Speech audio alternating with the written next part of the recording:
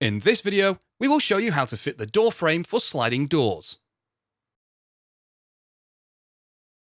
We will show you how to secure the door frame to your polytunnel on both soil and solid bases. Here are the parts you'll need.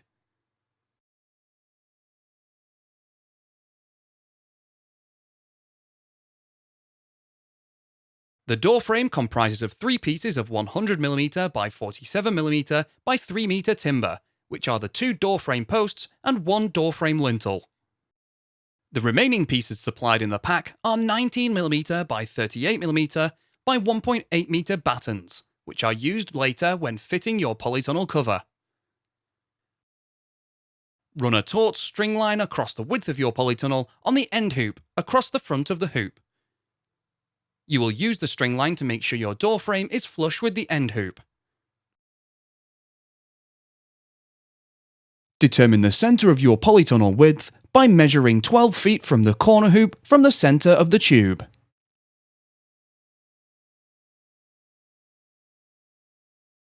From this central position, measure 1.14 meters towards each corner hoop. This identifies the position of your doorposts.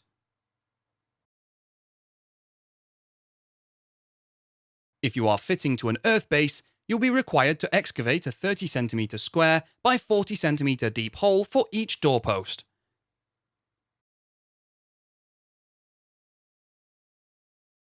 If fitting to a solid base such as concrete or timber, the door frame post will be secured to the ground using brackets.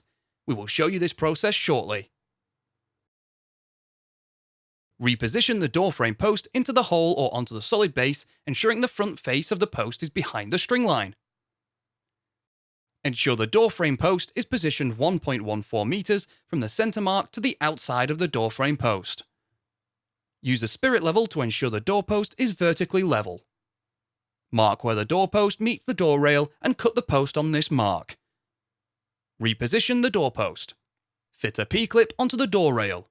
Both prongs of the P-clip should run down the outer face of the doorpost, where it is held in place with bolts. Using a 9mm wood drill bit, drill a hole on the marks through the timber. Push a bolt through the P-clip and drill holes, so that the thread is on the inside of the polytunnel. Loosely secure with a washer and nut. Adjust your door frame post so that the front face touches the string line, and the outer edge of your door frame post is 1.14 meters from the center and is vertically level. Once you are happy with the position, tighten the nuts on the P-clip and secure the P-clip in place with a self-drilling screw. We will now secure the bottom of the door frame post. If on soil, backfill the hole with concrete. We suggest using concrete that is 1 part cement and 5 parts aggregate. We also recommend postcrete. This ready-made mix is supplied in 20kg bags. Requires no mixing, you simply add water. Approximately 1 bag per hole will be required.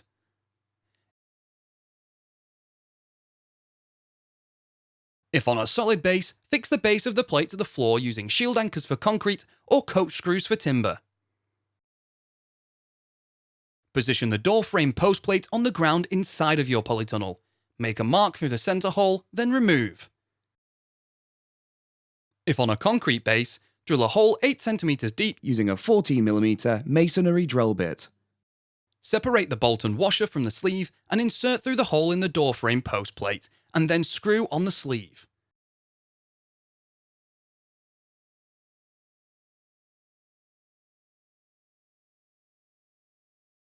Locate the shield anchor into the hole and firmly tighten using a 17mm spanner.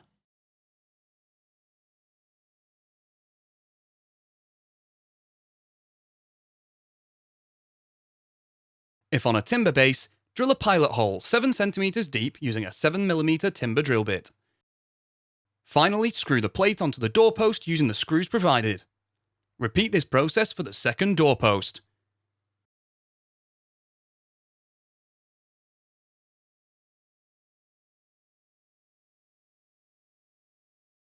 It is now time to fit the door frame lintel. You will be required to cut the door frame lintel so that it fits between the doorposts. The door frame lintel should be at the height of 2.1 meters from the ground to the bottom edge of the lintel. Measure up one doorpost 2.1 meters. If your site slopes across the width, measure up the post on the higher side. Offer the door frame lintel up, position one end flush with the doorpost, and make a mark at the other end and cut.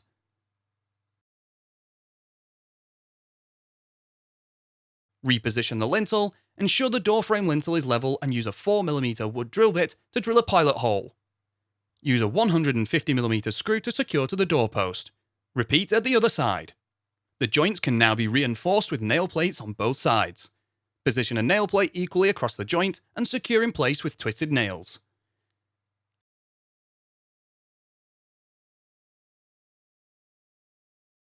We will now fit the sliding door support rails. Sliding door support rails are fitted between the doorpost and corner hoop to support the sliding door. Sliding door support rails are 47mm by 75mm timber and come in lengths of 2.4 meters, which will need cutting to size. From the ground, measure up the doorpost 30cm and make a mark. Position a piece of timber flush with the doorpost and horizontally level, and cut the piece of timber to fit between the doorpost and corner hoop. Secure the support rail to the door by drilling a pilot hole using a 4mm wood drill bit, and then use a 150mm screw. The support rail is fixed to the corner hoop, using a P-clip supplied in the sliding door support rail fixing kit. Position a P-clip onto the corner hoop with both prongs of the P-clip running along the front face of the sliding door support rail.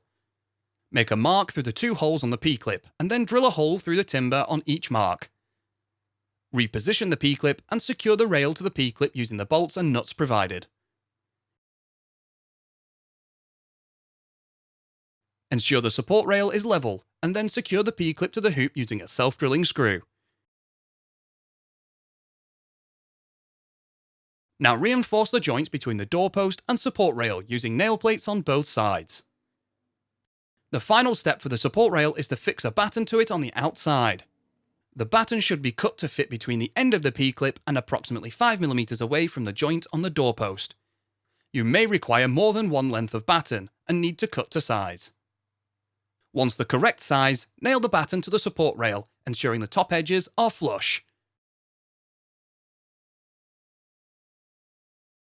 We will now show you how to fit your sliding doors.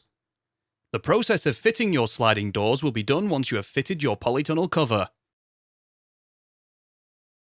Please watch the video, Fitting Polytunnel Cover to Timber or Aluminium Rail using the trenching method, and then return to this section to perform the final fit of your sliding doors.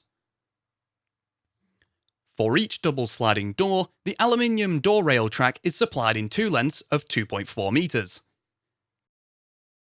You will be required to join the two pieces of door track together. Join these together by inserting a rail joiner approximately halfway into the T-slot on the rear of the door track. Position the second track so the ends meet. Check the rail joiner is central and tighten all 4 grub screws with the supplied 3mm Allen key. The door track is secured to the lower batten and lintel using 8 bolts. First, we will measure and mark where you need to drill the holes to secure the sliding door track. Measure 10 cm in from the inner edge of the door frame post. Now measure 2 cm up from the bottom edge of the door frame lintel.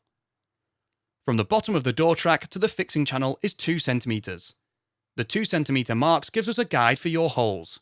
Repeat on both sides. Use the door track to draw a straight line along the door frame lintel. The door track joiner will inhibit using fixing bolts within the central 20 cm section.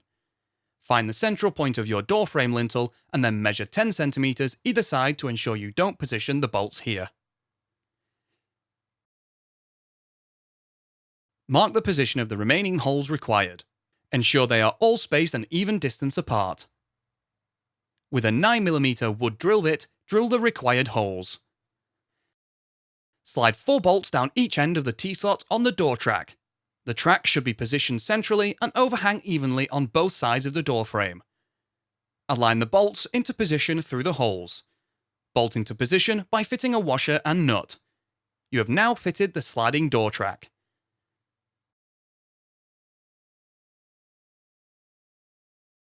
The corners of the door track are sharp. Please ensure you fit corner protectors to prevent any injury. To eliminate the risk of damaging the polytunnel cover when the doors open and close, battens are fixed on the inner batten of the door frame posts. A batten is also fixed directly on top of the existing batten on the sliding door support rails. Slide the doors onto the door track. If your doors are not correctly aligned, adjust the wheel assembly by turning clockwise or anti-clockwise.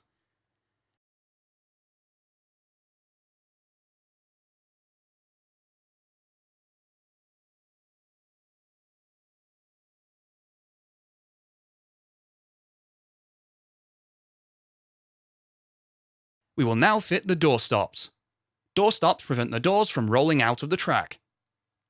4 door stops are provided, 1 for each end of the track and an additional 2 stops in the middle of the track. Assemble the door stop by screwing the slotted grub screw through the bracket and into the rubber stop. You will be required to remove 1 door from the track. Slide 2 door stops down the door track to the centre. Rehang the second door. Close the doors so they are central to the frame and then adjust the door stops to butt up to the wheels. Slide in the outside stop and tighten the slotted grub screw. Adjust each stop by releasing, sliding along and retightening until the door stop is in the required position. We will now fit the door guide. The door guide prevents your sliding door from swinging in the wind. Assemble the door guide by screwing on the flange nut onto the threaded rod, with the flange at the top. Slide on the nylon roller and secure with the locking nut. You will need to hold the rod with grips to hold it tight while screwing on the locking nut. Do not tighten the nut completely. Allow the roller to turn. Position the door guide in line with the door frame post which the door slides past. Making sure it is upright, drive the guide into the ground. You will be required to repeat this process for both doors. If you have a hard base, fix a door frame post plate to the floor. Now we will fit the door drop spikes that keep your door from blowing in the wind. Door drop spikes are fitted to the outside face of the door on the opposite side to the door opening. Measure up from the bottom of the door 9 cm and make a mark. Position a door drop spike guide bracket so the bottom of the bracket is flush with this mark. Mark the position of the 2 slots in the bracket and across the top. Now reposition the bracket so the bottom of the bracket is flush with the top mark and mark the position of the 2 slots again. Using a 9mm wood drill bit, drill a hole through the door for the 4 slots.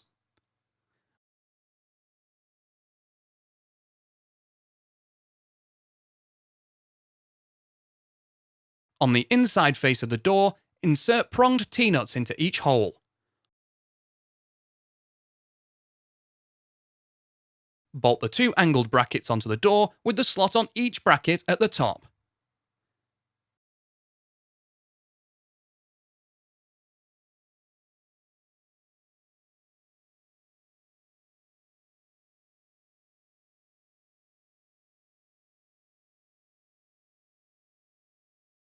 Close the door to the required position, slide the drop spike down through both brackets and mark the position on the ground. Open the door and bury the tube in the required position.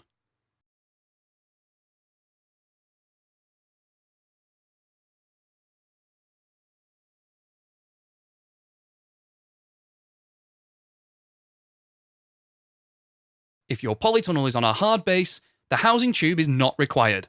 Simply drill a hole using a 9mm drill bit to an appropriate depth. Repeat this process on both doors.